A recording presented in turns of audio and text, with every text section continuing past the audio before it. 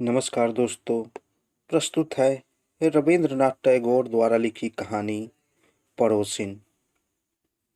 मेरी पड़ोसिन बाल विधवा है, मानो वह जाड़ों की ओस, भीगी पतझड़ी हर श्रृंगार हो।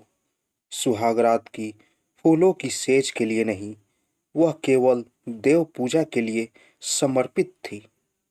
मैं उसकी पूजा मन ही मन किया करता था। उसके प्रति मेरा मनोभाव कैसा था, उसे मैं पूजा के अतिरिक्त किसी अन्य सुबोध शब्दों में प्रकट नहीं करना चाहता। दूसरों के सामने कभी नहीं, अपने प्रति भी नहीं। नवीन माधव मेरा बहुत ही घनिष्ठ एवं प्रिय मित्र है। उसे भी इस बारे में कुछ नहीं मालूम। इस प्रकार मैंने अंतराम में जिस आवेश को छुपाकर साफ सुथरा बना रखा था, उसके लिए भीतर ही भीतर गर्व का अनुभव भी करता हूँ। परंतु पहाड़ी नदी की तरह मन का वेग अपने जन्म शिखर से बंधा नहीं रहना चाहता। किसी भी रास्ते को अपनाकर वह बाहर निकलने की कोशिश करता है। इसमें अगर वह सफल नहीं हो पाता तो भीतर ही भीतर कसक उत्पन्न करता है। इसलिए मैं यह सोच रहा था कि कविता में मैं अपने भाव प्रकट करूंगा, लेकिन कुंठा की मारी लेखनी ने किसी तरह भी आगे बढ़ना न चाहा। बड़े आश्चर्य का विषय तो यह है कि ठीक उसी समय हमारे मित्र नवीन माधव को अचानक बड़े ही प्रबल वेग से कविता लिखने का शौक बढ़ने लगा, मानो अचानक भूचाल आ गया हो। इस बेचारे पर ऐसी दैवीय विपत्ति पहले कभी नहीं आई थी। इस कारण वह इस नई नवेली हलचल के लिए बिल्कुल तैयार न था। उसके पास छंद, तुक आदि की पूंजी न थी। फिर भी उसका दिल छोटा न हुआ। यह देखकर मैं दंग रह गया। कविता मानो बुढ़ापे की नई दुल्हन की तरह उस पर हावी हो गई। नवीन माधव को छंद तुकी आदि की सहायता और संशोधन के लिए मेरी शरण लेनी पड़ी। कविता के विषय नए नहीं थे, लेकिन पुराने भी नहीं थे, यानी उन्हें बिल्कुल नवीन भी कहा जा सकता है और काफी पुरातन भी। प्रेम की कविताएं थी। प्रियतमा के उद्देश्य में मैंने उसे एक धक्का लगाते हुए पूछा, आखिर है कौन, बताओ भी। नवीन ने हंसकर कहा, अब भी उनका पता नहीं लगा पाया हूँ। नए लेखक को सहयोग देने में मुझे बड़ा संतोष मिला। नवीन की काल्पनिक प्रियतमा के प्रति मैंने उनके रूखे आवेग का प्रयोग किया। बिना बच्चे की मुर्गी जिस तरह बतख का अंडा पा जाने पर भी उसे छाती के नीचे रखकर सेने लगती है, मैं अभागा भी उसी तरह नवीन माधव के भावों को अपने हृदय का सारा ताप देकर सेने लगा। अनारी की रचनाओं का मैं ऐसे जोश खरोश से संशोधन करने लगा कि वे करीब करीब 15 आने मेरी ही रचनाएं बन गई। नवीन आश्चर्य से कहता, ठीक यही बात तो मैं कहना चाहता था, पर कह नहीं पाता था। लेकिन तुमसे यह सब भाव कहाँ से आ जाती हैं? मैं भी कवि की तरह जवाब देता, कल्पना से। इसका कारण यह है कि सत्य न्यूरा होता है और कल्पना वाचलाल। सत्य घटनाएं भाव स्रोत को पत्थर की दबाए रखती है, कल्पना की उसका मार्ग मुक्त करती है। नवीन गंभीर चेहरा लिए कुछ देर सोचता रहा, फिर कहता, देख रहा हूँ बात कुछ ऐसी ही है। ठीक कहते हो। थोड़ी देर सोचने के बाद फिर कहा, ठीक ही कहते हो, सही बात है। पहले ही बता चुका हूँ कि मेरे प्रेम में एक प्रकार का कातर संकोच है, इसलिए मैं अपनी बात कुछ भी नहीं लिख नहीं सकता। नवीन को पर्दे की तरह बीच में रखने के बाद मेरी लेखनी अपना मुंह खोल सकी। रचनाएं मानो रस से पूर्ण हो, ताप से फटने लगी। नवीन बोला, यह तो तुम्हारी ही रचना है, इसे तुम्हारे ही नाम से प्रकाशित करे।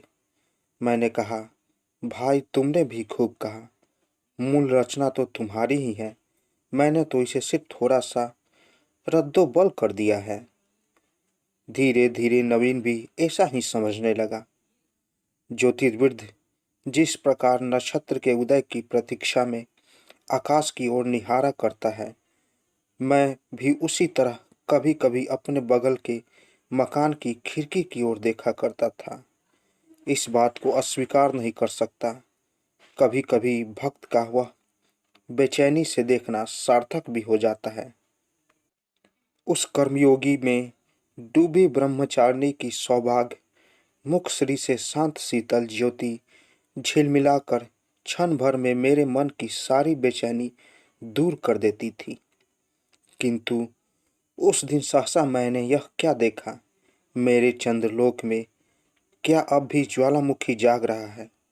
वह भी सुनसान समाधि में डूबी पहाड़ी गुफा सा सारा अग्निदाह क्या अभी तरह पूरी तरह बुझा नहीं है?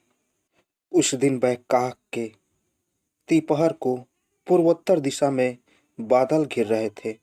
उस घिरी हुई आंधी की बादलों भरी तेज चमक में मेरी पड़ोसिन खिड़की के पास अकेली खड़ी थी। उस दिन उसकी शून्य डूबी घनी काली आंखों में मैंने दूर तक फैली उसकी एक कसक देखी। तो है मेरे उस चंद्रलोक में अब भी ताप है। अब भी वहाँ गर्म सांसों की हवा बहती है। वह देवताओं के लिए नहीं, मनुष्य के लिए ही है। उस दिन उस आंधी के प्रकाश में उसकी दोनों आंखों की तेज छटपटाहट उतावले पंछी की तरह उड़ी चली जा रही थी, स्वर्ग की ओर नहीं, मानव हृदय के घोंसले की ओर। उत्सुक आकांक्षा से चमकती उस दृष्टि को देखने के बाद मेरे लिए अपने बेचैन मन को काबू करना मुश्किल हो गया।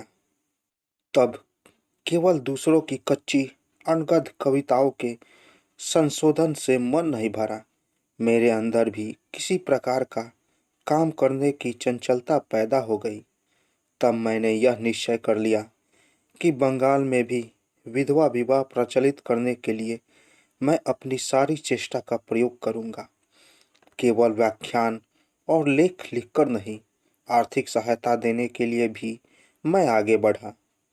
नवीन मेरे साथ बहस करने लगा। उसने कहा, चिरवैधव में एक पवित्र शांति है।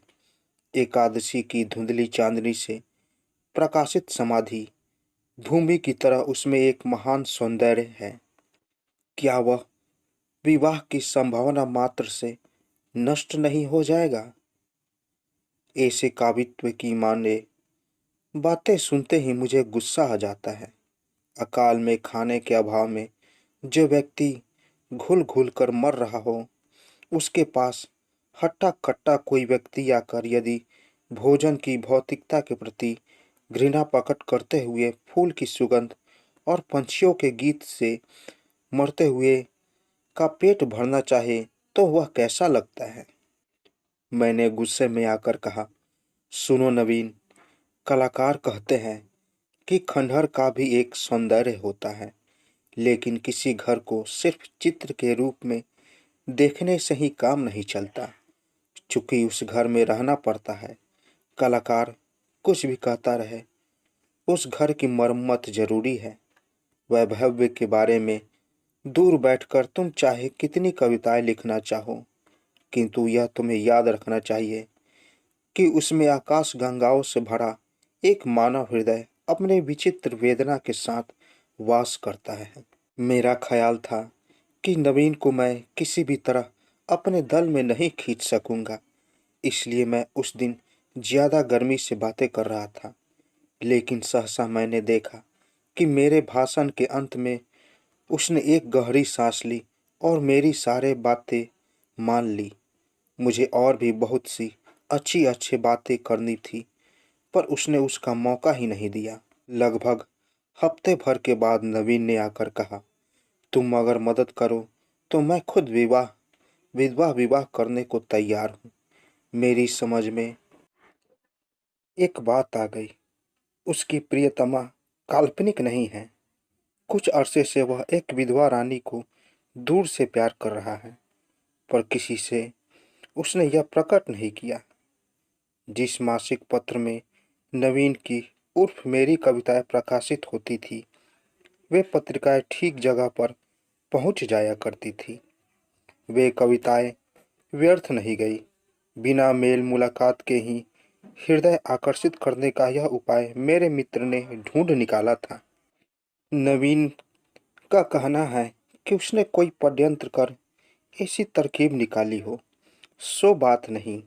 यहाँ तक कि उसका ख्याल था कि वह विधवा पढ़ना भी नहीं जानती थी। मासिक पत्रिका बिना मूल्य विधवा के भाई के मान पर भिजवा देता था। वह केवल मन को तसल्ली भर देने का पागलपन था। उसे ऐसा लगता था कि देवता के लिए पुष्पांजलि चढ़ाई जा रही है। वे जाने या न जाने, स्वीकार करे या स्वीकार न करे, कई बहानों के जरिए विधवा के भाई से नवीन ने मित्रता कर ली थी। नवीन का कहना है कि उसमें भी उसका कोई उद्देश्य न था। जिससे प्रेम किया जाए उसके निकट संबंधियों का संग भी मधुर लगता है। अंत में भाई सख्त बीमार पड़ा तो इस सिलसिले में बहन के साथ उसकी भेंट कैसे हुई, वह एक लंबी कथा है। कवि के साथ कविता में वर्णित विषय का प्रत्यक्ष परिचय हो जाने के बाद कविता के संबंध में दोनों में बड़ी चर्चा हो चुकी थी, और यह चर्चा छपी कविताओं में ही सीमित थी, ऐसा नहीं कहा जा सकता। हाल में मुझसे बहस में हार कर नवीन ने उस विधवा से मिलकर विवाह का प्रस्ताव किया। पहले पहल उसे किसी प्रकार स्वीकृति न मिली। तब नवीन न में मेरी सारी युक्तियों का प्रयोग कर और उसके साथ अपनी आंखों के 2-4 बूंद आंसू मिलाकर उसे संपूर्ण रूप से हरा दिया। अब सब कुछ तय है।